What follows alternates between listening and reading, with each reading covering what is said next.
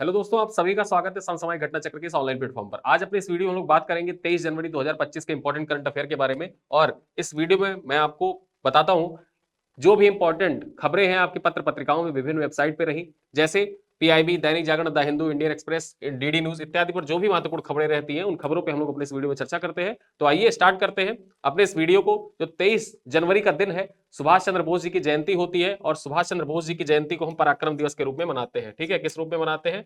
पराक्रम दिवस के रूप में मनाते हैं। ये आप जानते ही हैं, कल मैंने आपको बताया था पराक्रम दिवस के बारे में। और इसके ऊपर पराक्रम दिवस जो है, पराक्रम दिवस पर एक विशेष समारोह का आयोजन किया गया है। कहां पर? उड़ीसा में किया गया है, उड़ीसा के कटक शहर में किया गया है। ठीक है, तो यहाँ पर सुभाष चंद्र बोस जी की जयंती है, इसके बारे में आप जाने रहिए। आप सभी को ढेर सारी शुभकामनाएं। अब आइए हम अपने खबरों पर चर्चा करते हैं। देखिए, हमारा संविधान हमारा सम्मान अभियान, जो हमारा संविधान हमारा सम्मान अभियान है, एक नया अभियान है। और इस अभियान से रिलेटेड जो पॉइंट्स है आपके परीक्षा के दृष्टिकोण से जो इंपॉर्टेंट है, उन सभी इंपॉर्टेंट पॉइंट पर आइए चर्चा करते हैं। इसका उद्घाटन कब किया गया? 24 जनवरी 2025 को इसका उद्घाटन किया जाएगा। ठीक है, कब? 24 जनवरी 2025 को इसका उद्घाटन doctor BR Ambedkar international centre नई दिल्ली से इसका उद्घाटन होगा। उद्घाटन करता कौन है? तो इसका उद्घाटन करता है उपराष्ट्रपति जगदीप धनखड़। ठीक है, उद्देश्य के बारे में बात कर ले। इसका उद्देश्य क्या है? तो भारतीय संविधान और नागरिक अधिकारों के प्रति जागरूकता को बढ़ाना इसका मूल उद्देश्य है। जो हमारा संविधान हमारा सम्मान अभियान है, इसका मूल उद्देश्य क्या है? तो इसके उद्देश्य के बारे में आप जाने रहिए।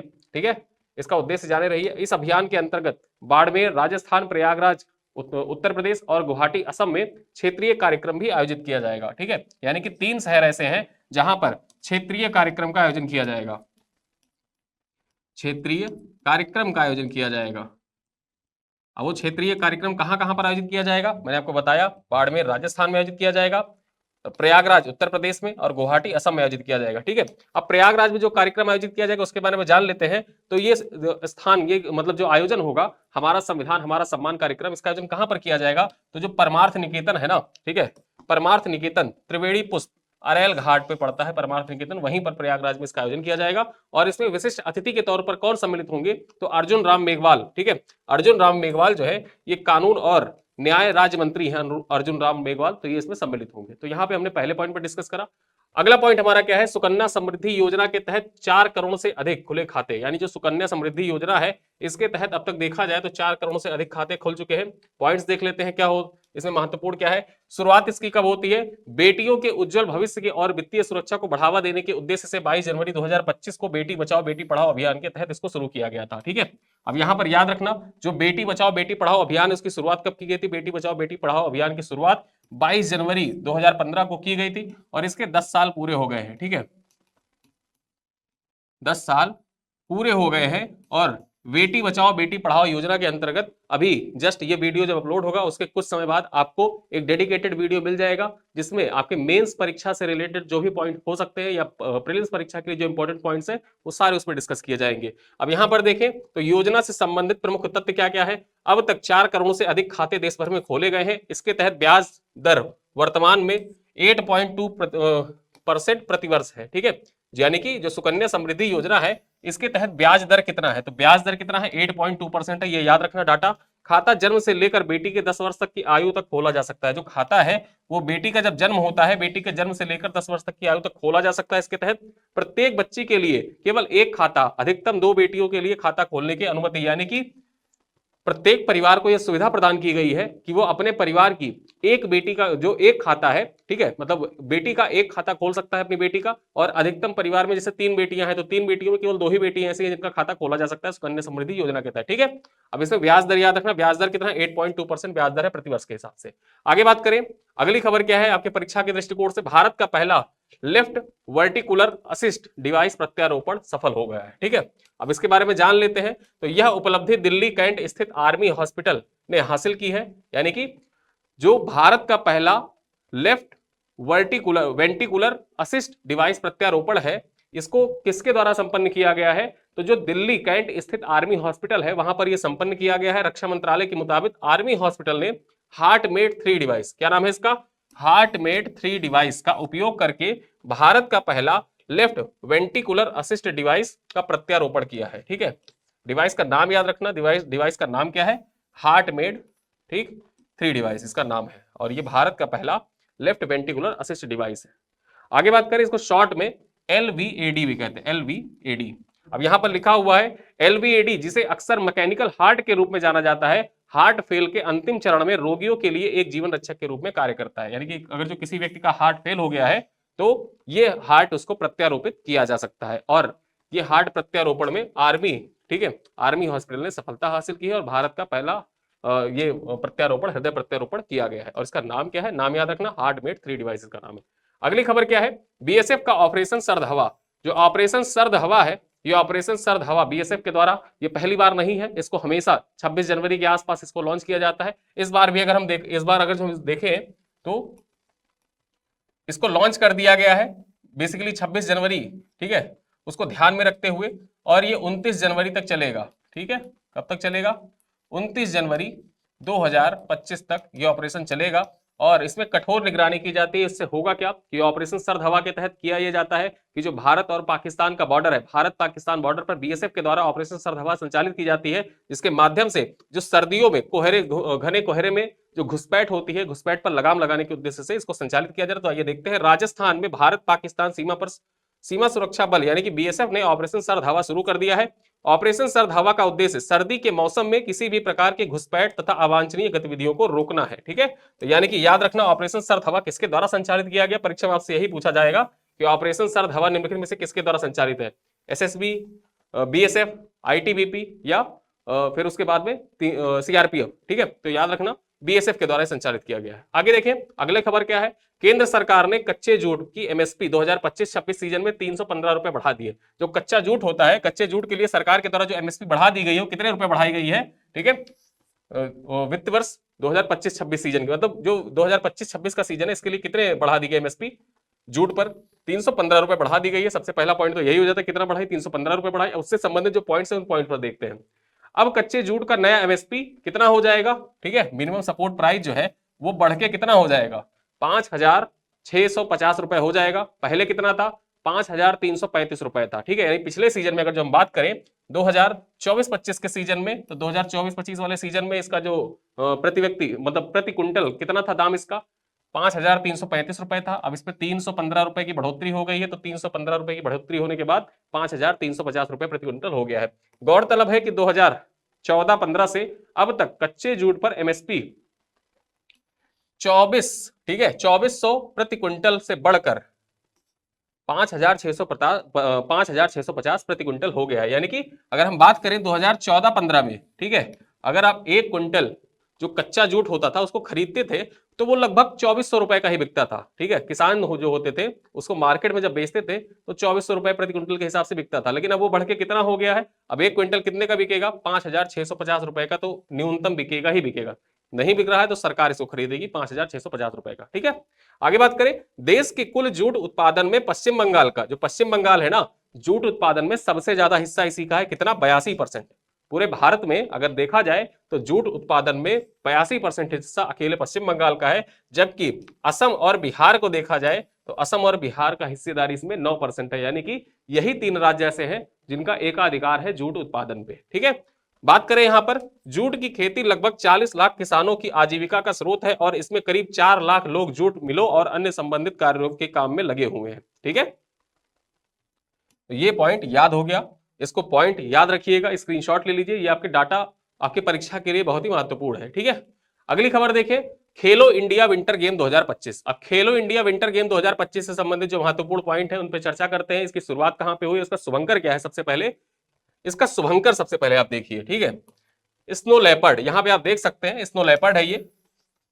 ठीक है, शीन एससी, इसका नाम क्या है, शीन एससी। ये पॉइंट याद रखना कि जो खेलो इंडिया विंटर गेम्स 2025 जिसकी शुरुआत हुई है उसका शुभंकर क्या है, शीन एसी, जो एक स्नो लेपर्ड है। क्या है, हिम तेंदुआ है। ठीक, हिंदी में लिख देता हूं, हिम तेंदुआ,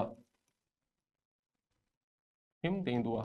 ठीक है, आगे बात करें, खेलो इंडिया सीजन की शुरुआत 23 जनवरी 2025 को लद्दाख में खेलो इंडिया विंटर गेम 2025 से हो रही है। यानी कि इसकी शुरुआत कब हुई, जो खेलो इंडिया विंटर गेम है इसकी शुरुआत 23 जनवरी 2025 को कहां पर स्टार्ट हुआ, लद्दाख में इसको खेला जा रहा है। ठीक है, आगे देखें, केंद्रीय मंत्री डॉक्टर मनसुख मांडवीय खेलो इंडिया शीतकालीन खेल 2025 का उद्घाटन करेंगे। आज ही इसका उद्घाटन हो रहा है और इसका उद्घाटन कौन करेंगे, तो मनसुख मांडवीय के द्वारा इसका उद्घाटन किया जाएगा। ये पॉइंट याद रखना। आगे देखें, यह दूसरा मौका होगा जब लद्दाख शीतकालीन खेलों की मेजबानी करेगा, जबकि यह इसका 5वां संस्करण है। यानी कि यहाँ पे जो 3-4 पॉइंट निकल कर आए वो सारे 3-4 पॉइंट मैं आपको एक साथ बता दे रहा हूं। ठीक है, देखिए खेलो इंडिया विंटर गेम जो है ना, इस बार जो आयोजन किया जा रहा है ये कौन सा संस्करण है? 5वां संस्करण है। ठीक है, लद्दाख में आयोजित किया जा रहा है, तो लद्दाख में आयोजित होने वाला ये दूसरा संस्करण है, सेकंड संस्करण है। इसका उद्घाटन किसके द्वारा किया गया है? ठीक है, तो उद्घाटन इसका मनसुख मांडवीय के द्वारा किया गया है, केंद्रीय मंत्री मनसुख मांडवीय के द्वारा किया गया है। और वहीं पर इसका उद्घाटन कब किया गया? तो 23 जनवरी 23 जनवरी जिस दिन पराक्रम दिवस मनाया जाता है उसी दिन इसका उद्घाटन किया गया है। और ये कहां पर खेला जा रहा है? लद्दाख में खेला जा रहा है। तो इतने पॉइंट आपकी परीक्षा के लिए इंपॉर्टेंट है। साथ ही साथ इसका शुभंकर जो है यहाँ पे आप देख सकते हैं, हिम तेंदुआ, जिसका नाम क्या है? शीन ए सी, ये इसका शुभंकर है। तो इतने पॉइंट हमने देखा। अगली खबर देखें, आपके परीक्षा के दृष्टिकोण से इंपॉर्टेंट है। सेना के लिए 47 T-72 ब्रिज लेइंग टैंक का अनुबंध किया गया। ठीक है, सेना को जो ये टैंक होते हैं ना, जो दुर्गम इलाके होते हैं, दुर्गम इलाके तथा आक्रामक तथा रक्षात्मक अभियानों के दौरान इन जो ब्रिज लेइंग टैंक होते हैं, ठीक है, ब्रिज बनाने वाले जो टैंक होते हैं, इनके लिए अनुबंध किया गया। कितने? 47 के लिए। आगे देखें, रक्षा मंत्रालय ने 1560.52 करोड़ रुपए के 47 T-72 ब्रिज लेइंग टैंक्स जो है, ठीक है, इनको शॉर्ट में आप BLT भी कहते हैं, के लिए हैवी व्हीकल फैक्ट्री, किसके साथ समझौता किया है? हैवी व्हीकल फैक्ट्री के साथ, हैवी व्हीकल फैक्ट्री और AVNL के साथ समझौता किया है। किसने किया है? रक्षा मंत्रालय ने किया है। किसके साथ किया है? ये याद रखना, जो हैवी व्हीकल फैक्ट्री HVF है और साथ ही साथ AVLN है, इसके साथ मिलकर समझौता किया है। कितने का समझौता हुआ है? तो 1560 करोड़ रुपए का समझौता हुआ है। ठीक है, इस अनुबंध, यह अनुबंध जो है 21 जनवरी 2025 को रक्षा सचिव श्री राजेश कुमार सिंह की उपस्थिति में हुआ। जो ये अनुबंध है ये कब हुआ? समझौता कब हुआ इसका निर्माण करने के लिए? 21 जनवरी को हुआ था। किसने हस्ताक्षर किया रक्षा मंत्रालय की तरफ से? तो जो रक्षा सचिव है राजेश कुमार सिंह, उनकी उपस्थिति में हुआ। जो ये ब्रिज लेइंग टैंक होते, ये होते क्या है? तो इनका दुर्गम क्षेत्रों, आक्रामक और रक्षात्मक अभियानों के दौरान पुल बनाने के लिए इनका उपयोग किया जाता है। ठीक है, पुल बनाने के लिए इनका उपयोग किया जाता है। आगे देखें, अगली खबर है विश्वास की तिजोरी लॉकर सेवा। अब विश्वास की तिजोरी लॉकर सेवा यहां पे आप देख सकते हैं, ये इस प्रकार से है और महाकुंभ में इसको लॉन्च किया गया। किसके द्वारा? आइए देखते हैं। महाकुंभ प्रयागराज 2025 में मुथूट फाइनेंस ने विश्वास की तिजोरी नामक निःशुल्क लॉकर सुविधा शुरू की है। इसका उद्देश्य क्या है? तो इसका उद्देश्य है श्रद्धालुओं की व्यक्तिगत वस्तुओं की सुरक्षा को सुनिश्चित करना। ठीक है, जैसा आप जानते हैं कि महाकुंभ चल रहा है और बड़ी संख्या में लोग यहां पर आ रहे हैं। लगभग 40-50 करोड़ लोगों की अनुमान है सरकार का कि लगभग 40-50 करोड़ लोग महाकुंभ में आएंगे। तो बहुत से ब्रांड ऐसे हैं जो अपनी अपनी ब्रांडिंग भी साथ साथ कर रहे हैं और कुछ ना कुछ जनसेवा का कार्य भी कर रहे हैं। जनसेवा के साथ साथ बेसिकली उनका मूल उद्देश्य यही है कि अपनी ब्रांडिंग अच्छे से कर रहे हैं। तो वहीं पर मुथूट फाइनेंस जो है, तो मुथूट फाइनेंस भी यहाँ पे अपनी ब्रांडिंग ही कर रहा है, लेकिन उसने एक लॉन्च किया इनिशिएटिव, वो इनिशिएटिव इंपॉर्टेंट हो जाता है। क्या है? विश्वास की तिजोरी, ठीक है, लॉकर सेवा उसने स्टार्ट किया है, जिसका उद्देश्य है श्रद्धालुओं की व्यक्तिगत वस्तुओं का सुरक्षा करना।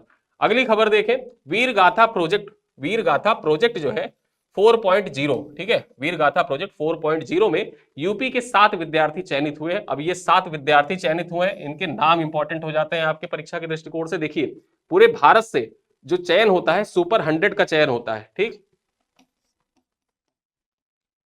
सुपर 100 का चयन होता है। इस सुपर 100 में जो 7 है वो यूपी से है। अब उन 7 के बारे में नाम तो हम देखेंगे ही देखेंगे, ठीक है, लेकिन उससे पहले कुछ पॉइंट्स जान लेते हैं। तो राष्ट्रीय स्तर पर वीर गाथा प्रोजेक्ट 4.0 के तहत यूपी के 7 विद्यार्थियों का चयन हुआ है। गणतंत्र दिवस 2026 यानी कि गणतंत्र दिवस 26 जनवरी 2025 पर शिक्षा और रक्षा मंत्रालय द्वारा सम्मानित किया जाएगा इनको। प्रत्येक विद्यार्थी, जो प्रत्येक चयनित है ना, प्रत्येक चयनित को 10,000 का नगद पुरस्कार भी दिया जाएगा। अब चयनित छात्र कौन कौन से हैं? ललितपुर से निहाल को चयनित किया गया है, इटावा से शौर्या पाठक को चयनित किया गया है, गौतम बुद्ध नगर से बात करें तो ऋचा दंडवते और श्रिया वर्मा को चयनित किया गया है, मिर्जापुर से आस्था दुबे को चयनित किया गया, वाराणसी से नैना सिंह को चयनित किया गया और सुल्तानपुर से, यहाँ सुल्तानपुर लिखा हुआ है, छिप गया है सुल्तानपुर, यहां मैं लिख देता हूं सुल्तानपुर, ठीक है, सुल्तानपुर से ग्रेसी सिंह को चयनित किया गया है। तो जो 7 विद्यार्थी चयनित किए गए हैं वीरगाथा प्रोजेक्ट 4.0 के तहत, उनके नाम यहाँ पे मैंने लिख दिए हैं और ये सब 26 जनवरी के दिन यानी कि गणतंत्र दिवस के दिन पुरस्कृत किए जाएंगे। अगली खबर देखें, क्या है इंपॉर्टेंट परीक्षा के लिए आपके,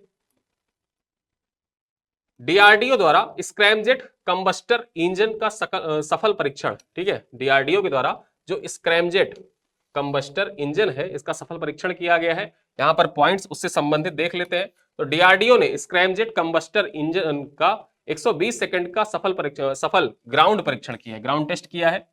स्क्रैमजेट इंजन सुपरसोनिक दहन तकनीकी पर आधारित है। यह ध्वनि की गति से 5 गुना तेज उड़ान में सक्षम बनाता है। जो ध्वनि की गति है ना, उससे लगभग 5 गुना तेज सक्षम बनाता है। ठीक है, यह इंजन हाइपरसोनिक मिसाइलों के लिए विकसित किया गया है। ठीक है, जो हाइपरसोनिक मिसाइलें होती हैं उनके लिए स्क्रैमजेट जो कंबस्टर इंजन है उसको विकसित किया गया है। यहीं पर बात करें तो डीआरडीओ के तहत हैदराबाद स्थित डीआरडीएल, ठीक है, डीआरडीएल द्वारा इस तकनीकों को विकसित किया गया है। किसके द्वारा विकसित किया गया है? तो डीआरडीओ की एक शाखा है हैदराबाद स्थित डीआरडीएल, उसी के द्वारा इसको विकसित किया गया है। ठीक, चलो अगली खबर देखें। पीएम जनमन पर राष्ट्रीय सम्मेलन का आयोजन किया गया है। पीएम जनमन पर राष्ट्रीय सम्मेलन का आयोजन किया गया है। यहां आप देख सकते हैं, पॉइंट्स देख लेते हैं। इसकी आयोजन तिथि क्या है, कब आयोजित किया गया था?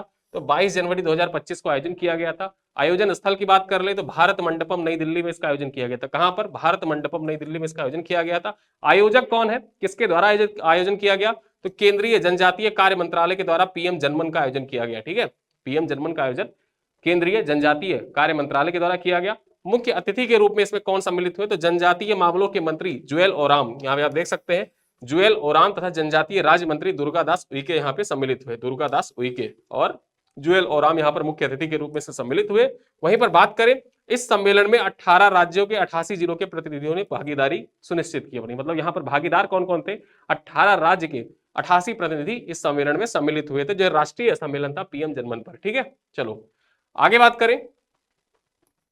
शिलांग में लाइव स्टॉक कॉन्क्लेव का उद्घाटन किया गया है। किसके द्वारा लाइव स्टॉक कॉन्क्लेव का उद्घाटन किया गया? राजीव रंजन सिंह उर्फ लल्लन सिंह। ठीक है, देखें यहाँ पर आयोजन की तिथि क्या है, जो ये कॉन्क्लेव आयोजित किया गया था शिलांग में, तो इसका आयोजन का तिथि देख ले तो 23 जनवरी 2025। ठीक है, 23 जनवरी 2025 यानी आज ही के दिन इसका आयोजन किया गया। उद्घाटन की बात कर ले तो केंद्रीय मंत्री राजीव रंजन सिंह के द्वारा इसका उद्घाटन किया गया। आयोजन स्थल की बात कर ले, शिलांग मेघालय में इसका आयोजन किया गया। उद्देश्य की बात कर ले, इसके आयोजन के पीछे उद्देश्य क्या था? तो पूर्वोत्तर भारत में पशुधन क्षेत्र में समग्र विकास और निवेश को बढ़ावा देना, वन हेल्थ दृष्टिकोण के तहत सतत एवं समावेशी खेती को बढ़ावा देना इसका मूल उद्देश्य था। ठीक है, तो यहाँ पर उद्देश्य आप देख लीजिए। फोकस की बात कर ले, मुख्य फोकस क्या था जो ये आयोजन किया गया था, इसका मुख्य फोकस क्या था? फोकस क्षेत्र की बात करें तो पशुधन क्षेत्र में वर्तमान स्थिति और चुनौतियों का मूल्यांकन करना, तकनीकी हस्तक्षेप, नीतिगत समर्थन और वैल्यू चेन को सुदृढ़ करना इसका मुख्य फोकस था। इसी विषय पर यहाँ पर चर्चा हुई। ठीक है, और उद्देश्य आपने जान ही लिया। तो यहां पर हमने बात की शिलांग में लाइव स्टॉक कॉन्क्लेव का उद्घाटन। ठीक है, तो आज के जितने भी इंपॉर्टेंट करंट अफेयर थे उन पे हमने चर्चा कर ली। अब आइए देखते हैं आज का सवाल, और आज के सवालों की संख्या यहां पर ज्यादा है, जिनका उत्तर आपको कमेंट बॉक्स में देना है। देखिए यहां पर क्वेश्चन क्या है, हमारा संविधान हमारा सम्मान अभियान के संदर्भ में निम्नलिखित कथनों पर विचार करें। ठीक है, पहला कथन कह रहा है इस अभियान का उद्घाटन 24 जनवरी 2025 को, यहां 24 लिख गया था मैंने 25 कर दिया है, 25 को doctor BR Ambedkar international centre नई दिल्ली में होगा। ठीक है, आगे बात करें, प्रयागराज में आयोजित कार्यक्रम के विशिष्ट अतिथि कौन होंगे? उपराष्ट्रपति जगदीप धनखड़ होंगे। नीचे दिए गए विकल्पों में से सही उत्तर का चयन करना है आपको। केवल एक सही है, केवल दो सही है, दोनों कथन सही है, या दोनों कथन गलत है। ठीक है, आगे बात करें, क्वेश्चन नंबर 2 क्या कह रहा है, स्क्रैमजेट कंबस्टर इंजन के संदर्भ में निम्नलिखित कथनों में से कौन सा कथन सही है? सही कथन आपको बताना है। स्क्रैमजेट इंजन ध्वनि की गति से 5 गुना तेज उड़ान में सक्षम है। जो स्क्रैमजेट इंजन है ये ध्वनि की गति से 5 गुना तेज, ठीक है, 5 मैक की गति से उड़ान भरने में सक्षम है। स्क्रैमजेट इंजन डीआरडीओ, ठीक है, किसके? डीआरडीओ के बेंगलुरु स्थित केंद्र द्वारा विकसित किया गया है। आपको बताना है कौन सा विकल्प सही है। केवल एक सही है, केवल दो सही है, एक दो दोनों सही है, ना तो एक सही है ना ही दो सही है। क्वेश्चन नंबर 3 क्या कह रहा है, निम्नलिखित कथनों पर विचार करें। ठीक है, अब यहां पर बताना है, दो कथन दे रखे हैं। वीर गाथा प्रोजेक्ट 4.0 के तहत उत्तर प्रदेश के 7 विद्यार्थियों का चयन राष्ट्रीय स्तर पर हुआ है। इन विद्यार्थियों को, दूसरा कथन कह रहा है, इन विद्यार्थियों को 10,000 नगद पुरस्कार गणतंत्र दिवस पर दिया जाएगा। विकल्प है केवल कथन एक सही है, केवल कथन दो सही है, दोनों कथन सही है, या दोनों कथन गलत है। क्वेश्चन नंबर 3 कह रहा है निम्नलिखित में से कौन सा कथन सत्य है। खेलो इंडिया विंटर गेम 2025 का शुभंकर सीन ए सी है। लद्दाख पहली बार खेलो इंडिया शीतकालीन खेलों की मेजबानी कर रहा है। कूट दे रखा है, केवल एक सही है, केवल दो सही है, एक दो दोनों सही है, ना तो एक सही है ना ही दो सही है। आगे देखें, क्वेश्चन नंबर 5 क्या कह रहा है, कच्चे जूट की न्यूनतम समर्थन मूल्य एमएसपी जो है ये 2025-26 सीजन के लिए कितने रुपए बढ़ाया गया है। कितने रुपए एमएसपी बढ़ा दी गई है? 250 रुपए, 315 रुपए, 400 रुपए या 500 रुपए। अगला क्वेश्चन क्या कह रहा है, निम्नलिखित में से कौन सा कथन सही है। एसएसबी द्वारा ऑपरेशन सर्द हवा राजस्थान में भारत पाकिस्तान सीमा पर शुरू किया गया। ऑपरेशन सर्द हवा का उद्देश्य ठंड के मौसम में घुसपैठ को रोकना है। कौन सा कथन सही है बताना है आपको। केवल एक सही है, केवल दो सही है, एक दो दोनों सही है, ना तो एक सही है ना ही दो सही है। ठीक है, तो यहां पर इन 6 प्रश्नों का आपको उत्तर देना है। एक चीज मैं आपको बताऊं, कल मैंने आपसे कहा था, जो अभी तक मैंने आपको पढ़ाया है, जनवरी महीने में जो महत्वपूर्ण दिवस है, जनवरी महीने के महत्वपूर्ण दिवस के बारे में आप लोगों को कमेंट में लिखने के लिए कहा था। इससे होगा क्या कि जो आपकी सारी चीजें हैं, सारे डे हैं, सारे डे एक बार रिकॉल हो जाएंगे। जिनके दिवस नहीं तैयार है वो कमेंट में पढ़ भी सकते थे कि किस दिन को कौन सा दिवस मनाया जाता है, कौन सी तारीख को कौन सा दिवस महत्वपूर्ण है आपकी परीक्षा के लिए। बहुत से लोगों ने कमेंट किया था और सबके कमेंट यहां पर, जिन लोगों ने कमेंट किया बहुत अच्छे कमेंट किए। आयुषी सोनकर, पुनीत कुमार, अनुपम तिवारी, आशीष शर्मा, आदेश कुमार उपाध्याय, अफसाना परवीन और प्रयागराज 1233, इन लोगों ने कमेंट किया था। पूरे विस्तार से बताया जनवरी महीने के जितने भी महत्वपूर्ण दिवस है जो आपके परीक्षा उपयोगी है, कमेंट में लिखा हुआ था। अब इसी पर आधारित अगर जो देखा जाए सेम उसी तरीके से, और यहां पर इससे होगा क्या कि जो भी इंपॉर्टेंट पॉइंट है वो आपके तैयार होते जाएंगे और उससे रिलेटेड जो इंपॉर्टेंट फैक्ट्स है वो आपके मिलते जाएंगे कमेंट बॉक्स में ही। ठीक है, तो जो मैं पूछता हूं, जो मैं पढ़ाता हूं, इस पे मैं आपसे सवाल पूछूंगा, इधर उधर की कोई बात नहीं है उसमें, सीधे सीधे आपको सवाल के जवाब देने हैं, कमेंट बॉक्स में लिखिएगा। यहां पर देखें तो हमने आज का सवाल तो पूछ लिया, आज के सवाल के इतर दूसरा कमेंट आपको जो करना है वो इस पे करना है कि प्रवासी भारतीय दिवस के बारे में आपको पूरी चीजें डिटेल से लिखनी है। आयोजन स्थल के बारे में बताना है, आयोजन तिथि के बारे में बताना है, उद्घाटन के बारे में बताना है, मुख्य अतिथि कौन थे, थीम क्या था, और 17वां प्रवासी भारतीय दिवस कहां पर आयोजित किया गया। इतने पॉइंट आप लिख दीजिएगा कमेंट बॉक्स में। और देखिए, प्रवासी भारतीय दिवस आपके परीक्षा के लिए बहुत ही महत्वपूर्ण है, यहां से क्वेश्चन आपके आएगा ही आएगा। तो इससे रिलेटेड जो भी फैक्ट है उसको आप कमेंट बॉक्स में लिखेंगे तो आप जिंदगी में कभी नहीं भूलेंगे। ठीक है, तो 18वें प्रवासी भारतीय दिवस के बारे में लिखिएगा कमेंट बॉक्स में। वीडियो कैसा लगा बताइएगा, अपने दोस्तों के साथ साझा करिएगा। मिलते हैं अगले वीडियो में, तब तक के लिए धन्यवाद।